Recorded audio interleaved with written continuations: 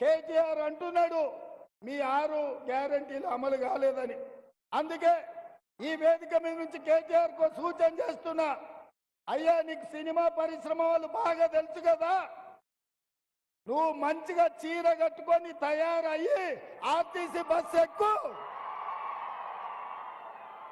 కేటీఆర్ కు సూచన చేస్తున్నా, మంచిగా చీర కట్టుకొని ఆడపిల్లలాగా తయారై ఆర్టీసీ బస్సు ఎక్కు. ఒకవేళ నిన్ను టికెట్ అడిగితే 6 గ్యారెంటీలు అమలు చేయనట్లే. టికెట్ లేకుండా నువ్వు ఇంద్రవెల్లి గాని, నాగోబ జాతర గాని, భద్రాచలం రాముల వారిని గాని, యాదగిరిగుట్ట లక్ష్మీ నరసింహస్వామిని దర్శించుకోవడానికి ఒక్క పైసా అడగకపోతే మా 6 గ్యారెంటీలను అమలు చేసినట్టే.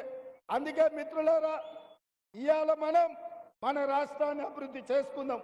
మనం ఆదిలాబాద్ నుంచి అత్రం సుగుణను ఎంపీగా గెలిపించుకుందాం.